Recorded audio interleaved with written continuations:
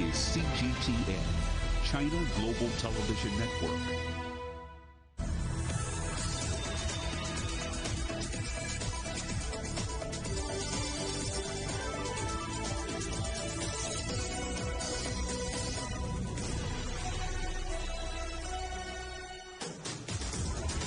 Live from London, this is Global Business. Hello and welcome to the programme. I'm Robin Dwyer. And I'm Juliet Mann. Our top stories. Turning on the taps. OPEC agrees to ramp up oil production next month, despite fears the new COVID strain could dent demand.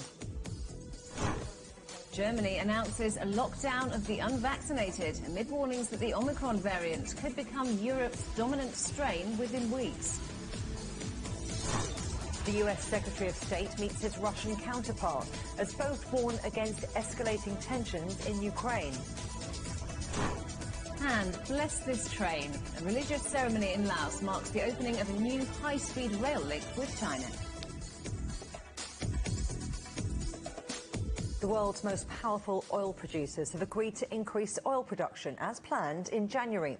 That's despite talk that the OPEC Plus group might take a moment to assess the impact Omicron could have on future demand. There had been speculation that the increase of 400,000 barrels per day would be put on hold. Well, our correspondent Johannes Fleshberger is in Vienna. So, Johannes, what was discussed at today's meeting? Yeah, this has come as a bit as a surprise here at the Vienna OPEC headquarters, but in general at all international markets. As you've mentioned, the markets expected OPEC to continue with its policy of additional 400,000 barrels per day also in January. And they've taken another decision, a different decision. And why that is depends on several factors. One of the topics discussed today was surely pressure or suggestions coming from U.S. President Joe Biden, because the United States want more oil output in circulation in order to manage and keep the oil price lower, especially in the United States. So the U.S. have supported this by releasing more of the strategic oil reserves in the U.S. in order to have more quantities in circulation. Another topic that truly has been discussed, the possibility of Iran re-entering the oil market. So there are several issues, and one can say that for now, for OPEC, the U.S. demands have trumped fears of more problems and more lockdowns and more economic consequences of the Omicron coronavirus variant. And we have, of course, seen a lot of volatility in oil prices in recent months. Is this decision to stick to the planned increase likely to stabilize things? That's the big question, and the real big answer or question is how will the Omicron coronavirus variant continue to play a role? What will be the responses of the countries? Because for now, we've seen that after this announcement by OPEC, the oil price fell sharply today. For example, the Western Texas Intermediate dropped by about 4.8% in New York. And we now know that Germany is imposing a lockdown for the unvaccinated. This in many countries has been a first step before imposing a full lockdown for the whole population, such as in Austria right here. So we really do not know, and OPEC apparently also does not know what role will the pandemic play in this season, especially for the oil market. Prices, so there are two options. Prices could rise due to the increased travel if the Omicron variant does not play such a strong role. So if, for example, air travel rebounds and then the oil demand could increase and the prices could rise. Another possibility is that this has, for example, been suggested by the Bank of America Corporation, which expects that if air travel rebounds, then the oil price could rise past $100 per barrel. But it's also possible that there will be more lockdowns, there will be more consequences, economic consequences, and less oil demand, and then the oil price could drop. So it really depends on how the pandemic will continue. Okay, Johannes Fleshberger in Vienna, thank you very much. Well, let's get some analysis with Nitesh Shah, who's a commodity strategist at Wisdom Tree. Thanks for coming on the programme. Right, this information from OPEC coming out of Vienna, it's all well and good, but does it still matter to the market what OPEC Plus decides? Yeah, I think it does. I mean, OPEC and its partner countries together control about half of the world's oil supply. That's a meaningful amount. And they can move the dial by quite a bit in their monthly meetings. So, you know, they stuck to the original plan of increasing production by 400,000 barrels per day. If they keep doing this every month up until August, they'll go back to their pre-pandemic levels of production, which will be quite large. So they can influence a market by quite a bit by changing the supply-demand balances. And one of the key things that came out of this meeting is they never closed the meeting. They've left the session open. So that gives them a little extra degree of flexibility. Given this month, we don't really know exactly the effects of Omicron. And as their assessment of Omicron changes, they may be able to adjust their the supply policy as a result. So I think it'll be very, OPEC have been relevant and will be even more relevant in the coming months as we get to learn more about this new variant. I mean, that's quite crucial, isn't it, to this whole discussion, because whenever there's a sniff of COVID news, it seems that commodities traders, oil traders in particular, are selling and then asking questions later. So what impact do you see Omicron having? Yeah, I mean, not knowing exactly, the scientific profile behind it, the risks really, as I see them, are that it's a variant that could spread more rapidly than other variants, and it could evade the vaccination. So people already vaccinated could be affected by this, and that could lead to more kind of the disruptive types of measures, which include the lockdowns that we saw in 2020 before the vaccines were around. So that does present quite some big risks to this market. Because once we go back in lockdowns, the volume of flights, the volume of people heading into their cars to dry places, all the sorts of things that consume oil could fall quite rapidly. So, the risks are there and present, but, it will take some time for the analysis to be released and to know what policies individual countries will take in reaction to this. So it has, the OPEC group have to remain quite adaptive. In contrast to where they were in March 2020, when they engaged in a price war amongst each other to even in the face of this crisis. So I think there's been some learning by doing here. So they're playing nice for now, but let's talk about some of the other oil producers, and Biden's outreach to Asian nations on releasing those strategic reserves and what that's going to mean for global supply issues. Yeah, it was only a week ago when oil importing countries were screaming at OPEC to release more supply. The markets were very tight. On OPEC's current course, in the absence of this new variant, would be really eating up a lot of above ground inventory of oil and working through quite a sharp deficit. The oil inventory is below the kind of 2015 to 2019 average levels, which means it's, we are quite tight. So a number of countries have been releasing their strategic petroleum reserves, the reserves that they've held in times of more plentiful supply, but those can be easily exhausted, right? You can only store a certain amount of oil. So in many ways, what's happened with the Omicron potentially softening demand, will probably soften the price and get the markets more into balance. But just a week ago, or before we knew more about this variant, OPEC was quite irked about the release of SPR. They felt that all these oil importing countries were undermining their analysis of where the balance should be, and OPEC see themselves as the agent that should be balancing global supply. And there was a lot of talk about, OPEC potentially, instead of increasing by 400,000 barrels, by increasing by less to compensate for, what the SPR release has been. It's clear that they, from the outcome of today's meeting, they've tried to avoid a geopolitical issue there. They are. Well, that's one crisis averted, I guess. One crisis averted. Nishas, we're going to have another conversation another time about where we're going to store all this extra supply of oil. Nitesh Shah at Wisdom Tree, thank you for your analysis.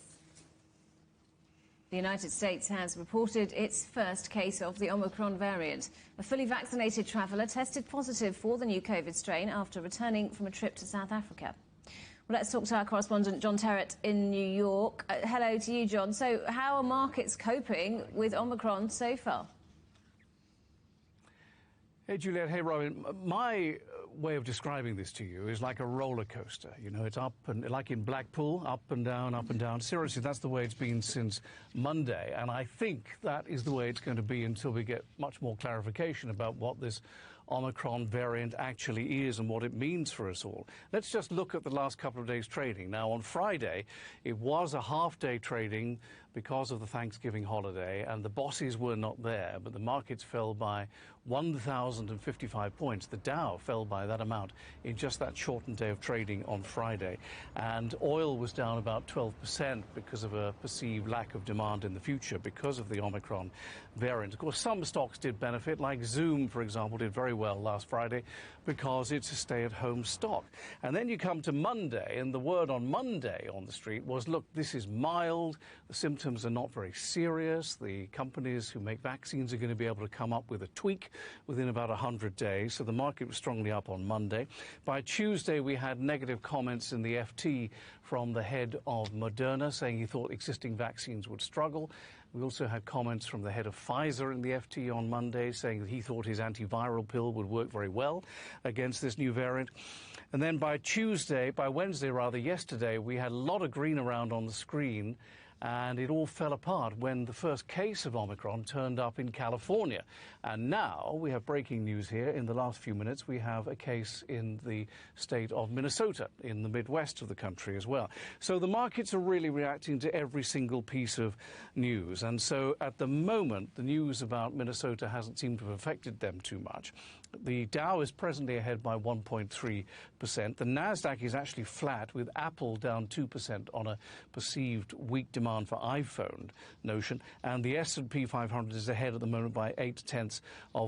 But it's all going to depend now on the World Health Organization and authorities determining exactly how bad this Omicron variant is. And these markets are trading against a backdrop here of some pretty strong third quarter earnings, some pretty strong fourth quarter projections, although I think roughly half of the S&P 500 companies who've reported earnings in the last couple of weeks have mentioned the issue of supply chains and the issue of worries about variants that may indeed hobble their business. And the job situation is improving slowly as well as we approach the Christmas season. So it's very, very mixed, and everyone's kind of on a hair trigger here.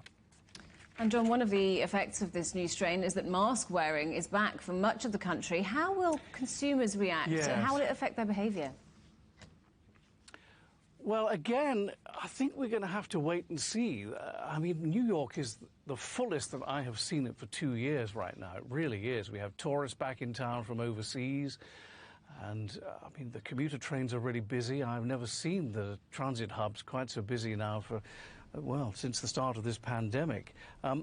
I would say that Omicron has definitely induced more mask wearing. I would definitely say that.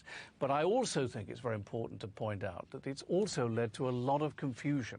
People here in America are very, very confused about what they should be doing and what is going to happen next. I don't think there's any appetite, even in government here, to a return to any kind of lockdown or actual mask mandates. The recommendations that you wear a mask, yes, but no actual mask mandates. The Biden administration is about to announce new travel restrictions in the next couple of hours. At 18:40 GMT, the president's expected to stand up and talk about reducing the time for a PCR test when you get here off the plane from 3 days to 1. I think you have to remember that vaccine rates are quite high here. Yes, we have a huge problem with loads of people who don't want to get vaccinated, but generally speaking, vaccine rates in North America are quite high. And I think the message from all government levels, local, state, and the federal government, is not really, don't get too worried about this Omicron variant just yet, but do get vaccinated. I think that's the universal message in America. Get vaccinated. John, thanks very much. John Terrett there in New York. The United States has delayed removing Trump-era trade tariffs on UK steel and aluminium products and says the UK is the hold-up. The US Commerce Department is said to be concerned about Britain's stance on trade rules affecting Northern Ireland since the UK left the European Union. A spokesman for the UK government said the post-Brexit trade dispute and US tariffs are unrelated. The EU has fined 5 major banks, including Barclays, NatWest and HSBC, $390 million for their roles in a foreign exchange trading cartel. Authorities found the traders at these banks exchanged sensitive information, trading plans and strategies in a chat room called Sterling Lads. The UK-based banks settled the case alongside Credit Suisse. UBS was also involved but avoided a penalty because it helped expose the activity. Shares in Southeast Asia's ride-hailing and food delivery giant Grab Holdings have jumped 18% on their market debut. Grab has listed on the Nasdaq in New York after raising a record $40 billion from a special purpose acquisition backer. The Cyberspace Administration of China has fined social media company Douban for unlawful release of information. Douban is an online platform where millions of Chinese users review films and discuss social topics. The CAC fined Douban's operating entity $235,000 and demanded immediate rectifications.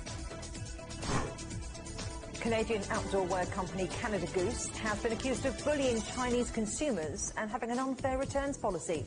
Comes after a customer's request to return a coat, which she claimed was poor quality, was rejected by the company. The Shanghai Consumer Council summoned brand representatives to explain their policy. This comes 3 months after Chinese authorities fined Canada Goose for false advertising. You're watching CGTN. Still to come. The UK announces deals for 114 million more vaccine doses, as Pfizer says annual boosters may be needed.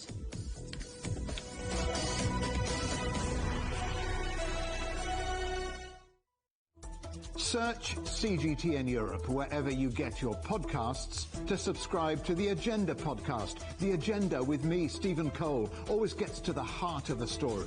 Just subscribe today and listen now.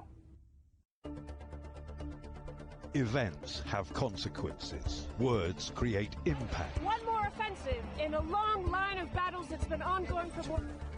Just got to be careful here with some gunshots. Excuse us. The world today matters for your world tomorrow. The number of casualties is growing quickly. Why, this is one of the hardest hit towns in the region. The world today, every day on CGTN. Facing the unknown is always difficult. In a world in turmoil, it's easy to lose orientation. But when the storms come, we have to see the possibilities, reinvent, find new opportunities, discover a path forward. CGTN. See the difference.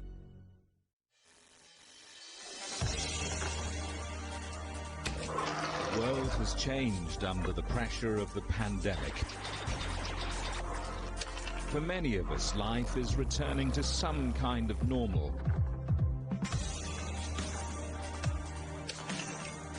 As we're adapting to changes in all of our lives, let Global Business Europe be your guide to the new normal. Join us weekdays on CGTN.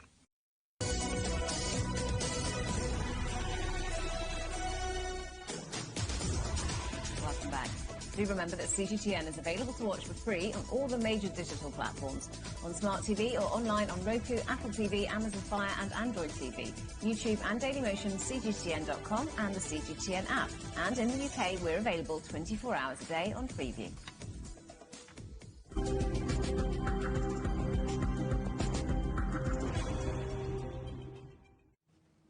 Another lockdown, unless you have the jab.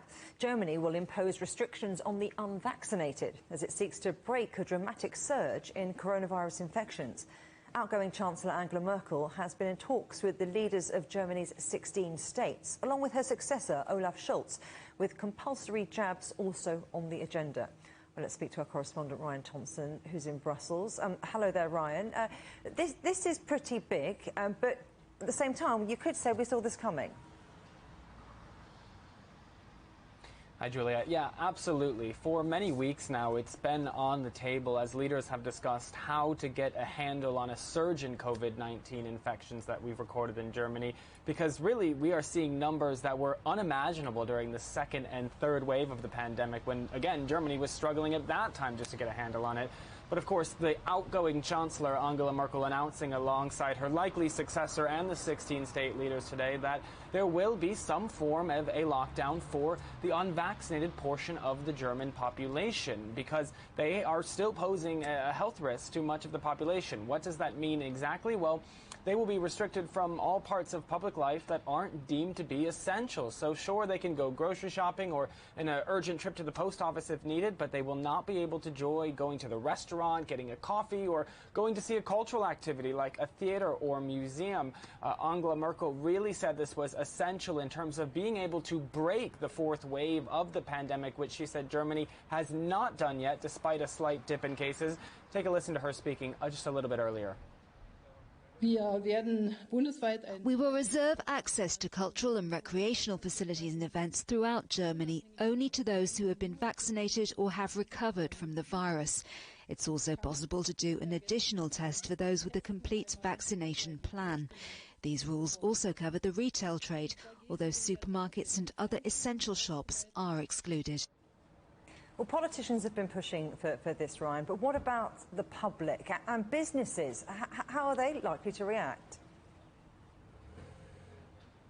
Well, of course, Juliet, I'm assuming you're talking about the vaccine mandate, which was also part of the announcement a little bit earlier in Berlin. You know, just 24 hours ago here in the EU capital of Brussels, we heard European Commission President Ursula von der Leyen talking about the idea that it's time for European member states who are struggling with the surge in infections to start talking about potentially imposing mandatory vaccinations with these COVID-19 jabs. So far, we've seen Austria do it for the general population. That will start in February. And of course, Greece will do it as well, but that's just for the portion over 60 years old. Now it looks like Germany is headed for that, with Olaf Scholz, the incoming chancellor, likely to be put in that job on December 8th, saying that he is in favor of it. He's going to put it to a vote in the German parliament once his government is installed. And he seems very confident, Julia, that he will be able to get this approved. But of course, it won't be easy, despite the fact that we've seen a lot of people saying they support it, nearly 72% of German population, according to a recent survey. There is still 20% who says it imposes on their freedom. And often this is a very loud and opinionated portion of the population. And we're likely to see similar demonstrations to what we saw in Vienna when a similar mandate was imposed, where people really take to the streets and tell the government this is not what they want. So I think as we see these new restrictions and changes to the way German life goes ahead in the next few weeks, it is likely to be a very complicated period going forward. Oh, Ryan Thompson, this pandemic, well, we haven't got a light at the end of the tunnel quite yet. Thank you for your update. The UK government has signed a deal to buy 114 million doses of Pfizer and Moderna vaccines for the next 2 years. The purchase was already in the works, but the emergence of the Omicron variant in the country sped up the sale. The UK currently has 32 cases. Our correspondent, Nui Jabarkil, reports. When it comes to COVID-19 vaccines, the UK is one of the world's best-stocked countries, but it's just snapped up 114 million more of them as concerns over Omicron grow. The deals, which were in discussion before the spread of the new variant, include 60 million Moderna jabs and another 54 million from Pfizer and BioNTech. Pfizer's CEO says the boosters could become a yearly occurrence. I am very confident that would last at least 12 months, but I don't know that. If we have to make a guess, based on everything I have seen so far, I would say that likely will be needed annual revaccinations to maintain very robust and very, very high level of protection. Among those getting their third dose, the UK's Prime Minister. The official message here is for people to get their booster jabs, as the UK targets 3.5 million shots a week. The boss of Pfizer says their work has saved the global economy trillions of dollars, but some think it's immoral that companies are continuing to benefit from a public health crisis. The World Health Organization has also criticized richer countries for hoarding jabs when some poorer nations remain unvaccinated. Customer information. You must wear a face covering over your nose and mouth all time. Meanwhile, other defences against COVID-19 are also being worked on. The UK approving a new drug that its developers say could limit the effects of Omicron. The government says it's too soon to determine that, but it's rolling out sotrovimab for people with mild to moderate COVID-19 who are at high risk of developing severe disease. For now, the UK's focus is firmly on ramping up vaccinations. It's a method that's proven successful here over the past year and allowed much of society to open up again. But the policy goes against the advice of the WHO, which is urging wealthier nations to delay further jabs and to share them instead with those they say need it more. Naweed Jabarkil, CGTN, London. New COVID cases in South Africa have doubled in the last 24 hours as Omicron spreads across the country. Around 8,500 new cases have been reported, but scientists say that the new variant is causing only mild symptoms in people who are fully vaccinated or who've already had COVID. Earlier this week, countries around the world restricted travel from southern Africa as details of the spread emerged. The US has again warned Russia of serious consequences unless it withdraws troops from the Ukraine border region, as both parties meet for talks in Stockholm. Secretary of State Antony Blinken has urged Russian Foreign Minister Sergei Lavrov to avert a crisis through diplomacy. But Russia has again indicated that it wants assurances over Ukraine's possible accession to NATO as part of any deal. Let's bring in Stuart Smith, who's in Moscow for us. A lot of blame trading going on at these talks happening on the fringes of the security summit in Stockholm. Both parties agree that tensions remaining very high. Talk us through what's been said today. Yes, a huge blame game going on, but actually the overarching message from both leaders, at least publicly and during their speeches, was that there's no desire for conflict on either side, that discussion and debate and talks like this one are the best way to resolving that conflict. But we know that Russia is increasingly concerned with the US's involvement and support for Ukraine with the current escalation of the conflict in the eastern region of Ukraine, where separatists have tried to move away from Ukraine and into the hands of Russia. In particular, the US says that de-escalation relies on Russian action right now. Ukraine has bolstered its forces, but it's Russia that needs to show that it's willing to de-escalate to bring any potential conflict to an end. Sergei Lavrov says that the US needs to stop supporting Ukraine, therefore by bolstering its the possibility that Ukraine should seek to resolve the situation in the eastern Donbass by force. Here's what Secretary of State of the United States, Antony Blinken, said earlier. We have a strong, ironclad commitment to the sovereignty and territorial integrity of Ukraine. The best way to avert a crisis is through diplomacy. And that's what I look forward to discussing with Sergei, including by both parties, full implementation of the Minsk agreements, with Russia pulling back its forces. So the United States and Russia and Ukraine all agree that conflict is not something any of them want. They all agree discussions are important, and Ukraine and Russia have signed up since 2015 to an agreement called the Minsk Agreement that was referenced there, which says exactly how this conflict should end. But no progress has been made, and the reason for that, although this plan is very detailed, it's a 13-point plan as to how troops and de-escalation should occur. It begins with a ceasefire, moving on to the removal of heavy weaponry and a political settlement for the Donbass region in eastern Ukraine. The problem is that this was a very hurried draft. It's sometimes contradictory, and Russia interprets it one way, which would see huge autonomy given to the eastern separatist region before it removes its troops. Ukraine reads it another way and says Russia should Russia should ask the pro-separatist troops to be removed from the eastern Donbass, and then the autonomy sovereignty situation is sorted out. That discussion is still ongoing. So they need a new draft of that Minsk agreement. But yet, Stuart, Russia continues to indicate that it sees Ukraine as a threat to its own sovereignty.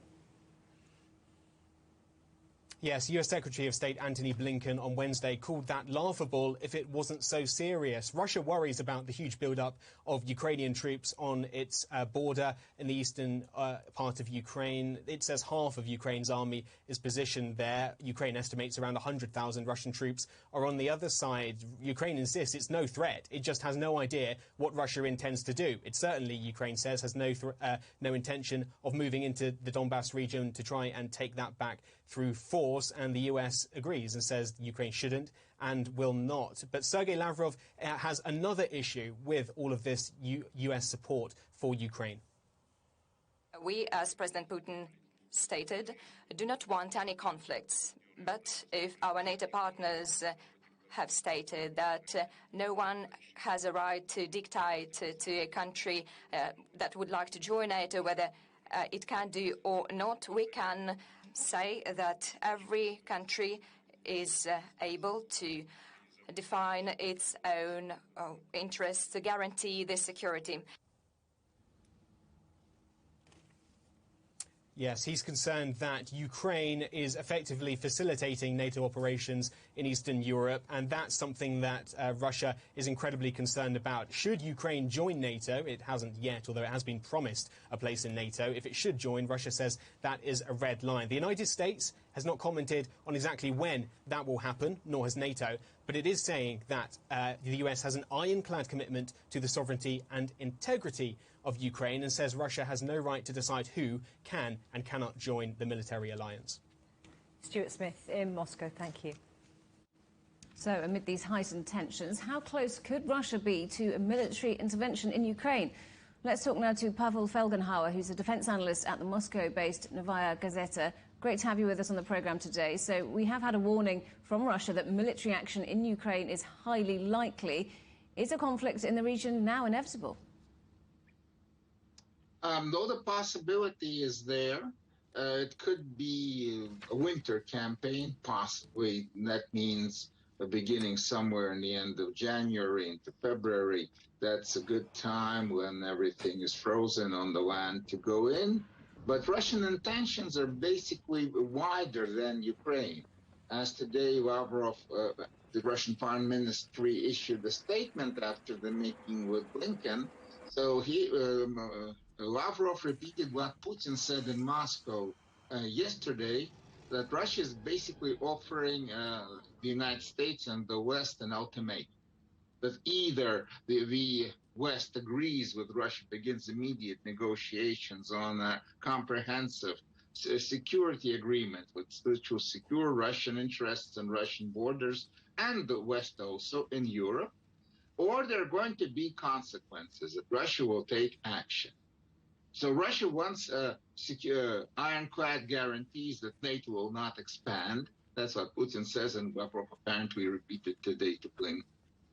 And that most likely includes not only Ukraine, but also potentially Belarus, I don't know, Finland, Moldova, Sweden could also join NATO maybe in the future. So Russia says that that should be forbidden once and for all. And there should be apparently other guarantees that no weapons are going to be deployed close to Russia. Or Russia will take countermeasures, which may involve, like Putin said, say, deploying weapons close to Washington, aimed at Washington, that could reach Washington in 5 minutes and wipe out the American leadership, something like that. So that's what Russia is talking about, that Russia believes it right now has a military nuclear superiority over the United States, and it's giving its demands. And this was not, of course, to reach an agreement between Lavrov and Blinken. They were just exchanging views, preparing for the coming summit between Biden and Putin. So Russia has lots of demands then, lots of requirements. Can it get what it wants? Will it get what it wants? Well, that's rather questionable, but bringing up the temperature, that's called brinkmanship. It's a kind of old tactic used. The term was coined by John Foster Dulles in the 50s, was Secretary of State then. So that's Russia is saying that if you were so afraid, if there's so much tension, and there is tension, well, we can diffuse, we can de-escalate, but we need security guarantees. Will the United States give any? I'm not sure, but that's more or less what it is in the run-up to the summit. The Russian sources say they hope it's going to be in the coming days. Though the exact date is not yet agreed. Of course, it's not a face-to-face, so it's much easier to organize. Pavel Felgenhauer, good to talk to you today. Thanks very much for joining us. Thank you. Still ahead on CGTN, fueling a tourist boom. Why drivers are coming all the way to Hungary just to visit the petrol station.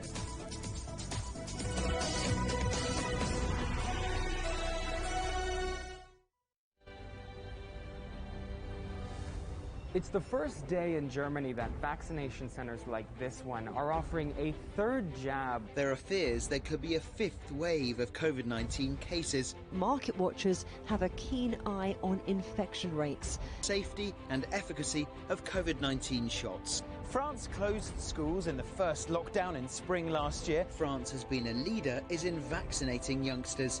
If a spike necessitates another lockdown, Italy is now close to reaching its target of immunising 80% of the population over the age of 12.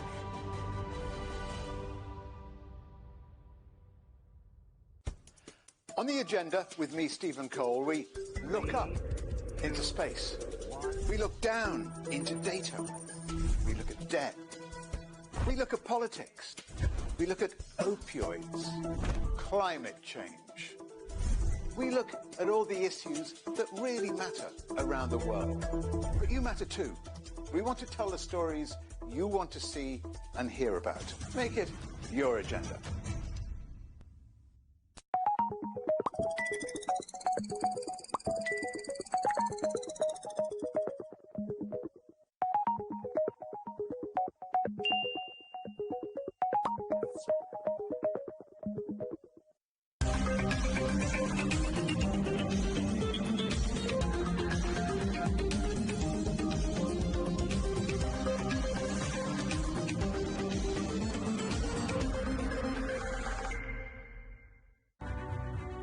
The agreement is signed.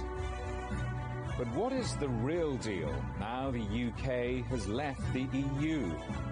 For trade, for business, for the city, for ordinary people.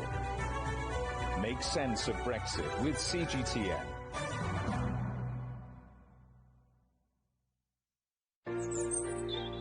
Ever wondered what's the difference between a bear and the bull market? Where are the cash cows? And who are the lame ducks? And what exactly are black swans? Grey rhinos? And unicorn companies? Make sense of it all with Global Business, only on CGTN.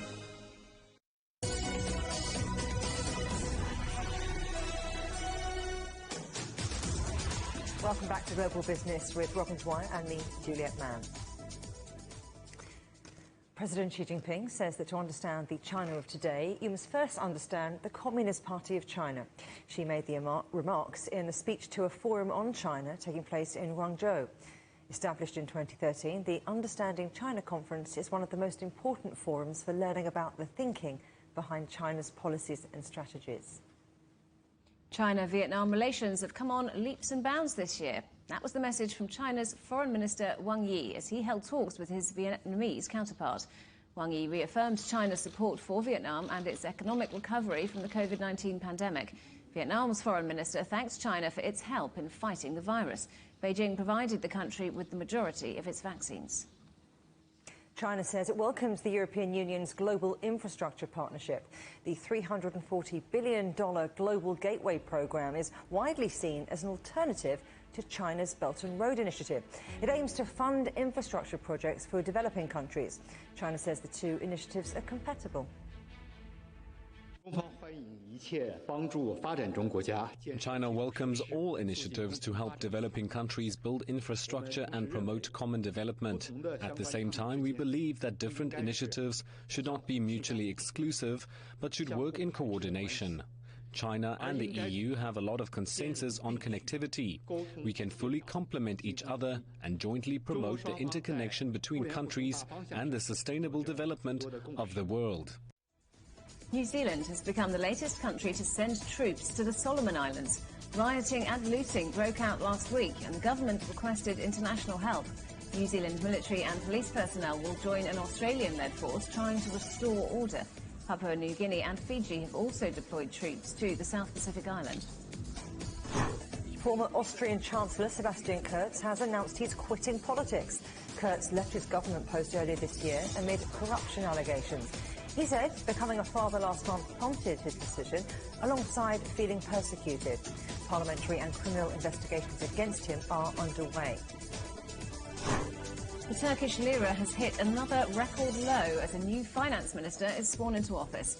Nuruddin Nebati has taken over from Lutfi Elvan, who quit late on Wednesday after reportedly clashing with President Erdogan over his push to cut interest rates. The lira fell to 13.8 to the dollar on the news before regaining ground.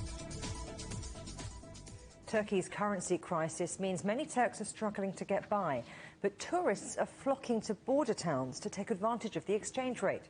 Top of their shopping lists are big-ticket items like cars and electronics. CGTN's Michal Bar-David reports. Shopping has become a luxury for millions of Turks, as the local currency has lost over 45% of its value since the beginning of the year. Inflation is close to 20%, and many are struggling to survive. But in one border city, business is booming. This city of Edirne borders both Greece and Bulgaria. The city's Chamber of Trade and Commerce has reported that thousands of tourists from both countries have been flocking to this city to shop, taking advantage of the weakening Turkish currency. Maria, a Greek citizen, frequently travels to Edirne from the Greek border. In just a few hours, she shops for food and clothes and returns back home the same day. I'm a lawyer from Aristias. I come here 3 times a week to shop. I have friends here. The people of Edirne are wonderful.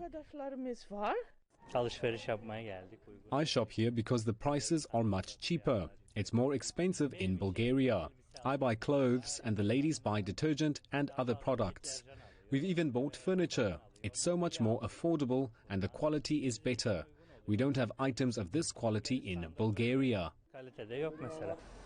Tour buses from Bulgaria are common on the streets of this city, and shops have adapted as well, with many of them putting signs up in Bulgarian to attract customers. There's an advantage to living in a border city. We've transformed a crisis into an opportunity with the revenues we've made. If it wasn't for foreigners, we'd be struggling. In the past week, only about 5 to 10% of our customers were local. Over 90% were foreigners. This shop manager says the currency crisis has impacted his business. Our currency's exchange rate is constantly changing. In the textile industry, we use materials and chemicals. We have to account for these chemicals when we update our prices. So in just this year alone, we've updated our prices 3 times. As the currency crisis in Turkey continues, it seems likely that tourists will continue to be the top customers of this border town. Michal Bardavit, CGTN, Edirne. Hungary is also seeing an influx of tourists chasing cheaper prices, but in this case they're coming to fill up their tanks. The government put a price cap on fuel last month to help drivers with rising costs, but this has led to a rise in so-called fuel tourism. Linda Kennedy reports from the border between Hungary and Slovakia. Esztergom is a popular town on the Hungarian-Slovak frontier, but it's attracting even more visitors than usual. Fuel tourists are crossing the Danube to buy cheaper fuel in Hungary, where the cost per litre has been capped at €1.3 or $1.5. It means less outlay for Slovakian drivers who come here to fill up. I save at least €5 to €6 on a full tank. That's pretty good. Since I drive quite a lot, I save the price of 2 full tanks a year. The average euro exchange rate is about 366 forints. If I split it with that, it's well worth it to fill up here. It's definitely not €1.50 here, because we have 1.5 euros for 1 litre of fuel. While Slovakian car drivers save most, around €6 or $6.8 for a full tank, fuel tourists are flocking into Hungary from all its neighbours. The managing director of the country's best-known fuel price comparison website says fuel station owners are reporting similar experiences. I talked with them in the last few days, and in the southern part of Hungary, from Serbia, many people are coming because the price difference can be more than 30, even 40 forints per litre. So they can easily cross the board there and come to fuel. That price means a saving of €5.3 or $6 for Serbians filling a 50-litre car tank. The discount for lorries is bigger, around $135 per tank. But there's a high cost for air quality both at the border and more generally. If there will be more fuel consumption, it means there will be more air pollution. This is especially true for trucks because, for example, if a truck, a big, heavy truck, fills its tank in Hungary, it can go all over Europe to Portugal without refilling their tanks, and they will go with this cheap fuel and pollute the air without paying for this cost. Back at the Danube, traffic from Slovakia keeps coming despite the 2-week lockdown imposed on the country. When it's lifted, the number of fuel tourists crossing to Hungary is expected to rise. The fuel price cap may be extended beyond its original 3 months, the government has said. Motorists and truckers from neighbouring countries are already placing extra demand on Hungary's domestic fuel supply. An extension brings anxiety. That pressure may increase. Linda Kennedy, CGTN, Esztergom. Still ahead on CGTN. Making the business of art more accessible. The first tax-free art platform opens in Beijing.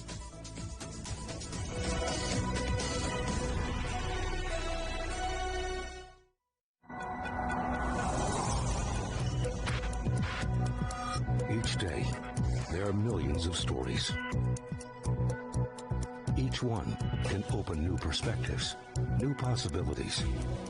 Wherever you look, we are there to see, discover, explore. We put the pieces together to find what really matters to you, all around the world, all around the clock. Our reporters are at home across the globe. From our headquarters in Beijing and production centers in Washington, Nairobi, and London, China Global Television Network. Stories from across the globe, reaching people across the globe. CGTN. See the difference. Mari, what would you say is a good question? Stephen, I'd say it's one where there's always more than one answer. The Answers Project is a new podcast series from CGTN Europe. With me, Stephen Cole. And me, Mari Beveridge. In each episode, we'll take a complex question. And with the help of some of the world's foremost experts, shine light on some of the answers. So join us for The Answers Project. Available wherever you get your podcasts.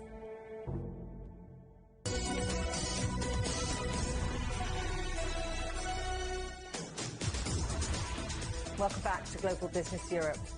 A religious ceremony has been held in Laos before the official opening of a high-speed rail link connecting the landlocked nation with China. Leaders from both sides will meet via video link for Friday's launch. It's the first modern train line for Laos and was built as part of China's Belt and Road Initiative, an infrastructure project to link trade routes. The railway links the capital of Laos to China's Kunming city and stretches over 1,000 kilometres. Travelling at 160 kilometres per hour, the new train service will shorten travel between the 2 points from days to just hours. CGTN's Yung Jinhao hitched a ride on one of the test trips and got a sneak peek inside the carriages. Today we get a rare opportunity to experience the Chinese section of this cross-border railway that connects Kunming with the capital of Laos, Vientiane. This is the train we are gonna take today. It's designed and made in China. Let's get on board and start our journey. You can see the train crew are dressed in a kind of distinctive uniform. The design is inspired by flowers because people in China and Laos love flowers. The flower on the shirt is a camellia. It's the provincial flower of Yunnan and one of the best-known flowers in China. We know that one of the highlights of this train is that the crew can provide bilingual service.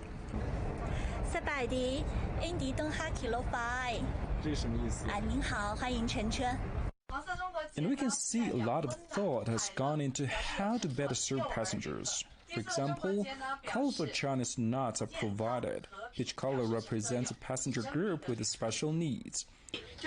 These are a reminder for our crew to quickly provide services to those in need. Good food is important if you are spending hours on a train, and there are quite a few options here, including Yunnan cuisine and Western food. This railway is also called a green railway, as the philosophy of environmental protection has also been underlined during the construction. There are a total of 11 new loop stations on the Chinese side. Here we arrive at the Yexianggu railway station, which means that this area is actually a major habitat for wild Asian elephants. Seriously, you may come across wild elephants in the area. I'm here at Mohan Station, the last stop in China before the border with Laos. Mohan is already a key link between the two countries, but the opening of the cross-border railway is expected to unleash more economic vitality of the whole of Southeast Asia. Now, it's Malaysia's biggest infrastructure project, the multi-billion-dollar East Coast Rail Link being built by China Communications Construction Company. Until now, work hadn't started on a key section of the route due to a politically charged land dispute. But the project should now move full steam ahead, as Ryan Meltzer reports. Through 3 changes of government, 4 prime ministers being cancelled, revived, renegotiated, rerouted and stalled by the pandemic, Malaysia's $12 billion East Coast Rail Link, or ECRL, is still somehow almost on schedule. But while construction has pushed ahead on the East Coast portion, there's been no work on a key section from the country's centre to the big West Coast ports. After Mahathir Mohamad became Prime Minister in May 2018, he cancelled the ECRL. After renegotiating with lead contractor China's CCCC, he restarted it, but with a radical route change. Instead of crossing Malaysia's most populous state, Selangor, the ECRL was instead supposed to go south of the capital through a sparsely populated rural area. Once Mahathir lost power early last year, the new government tried to return to the original route, but the Selangor state government, aligned to the old administration, refused till now. The ECRL will now revert to the original alignment. But after 37 meetings, including more than 17 institutions, both state and federal agencies, finally we come into one conclusion that we accept the North alignment. It will be a catalyst for growth that will stimulate investment, commercial activity, create employment opportunities, increase tourism, and quality educational facilities along the route. The president of CCCC joined from China via video link. I would like to extend my special thanks to the Ministry of Transport Malaysia and the state government of Selangor for the kind support in enabling the ECRL project to move forward. The ECRL will connect the West Coast ports and industrial heartland to a China-Malaysia joint venture port and industrial park on the East Coast, aiming to spur economic activity along the route, especially in the poorer and less developed East Coast region. Ryan Meltzer, CGTN, Kuala Lumpur. The first tax-free art platform, Blanc Art Space, has opened in Beijing to help make doing business with foreign art dealers easier. CGTN's Omar Khan went to browse this one-stop shop.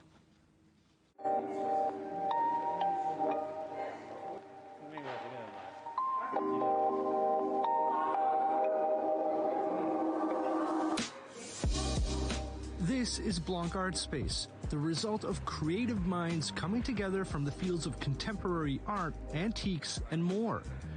The goal, to create a new hub for cultural growth in Beijing that's geared more towards facilitating business than a traditional art gallery.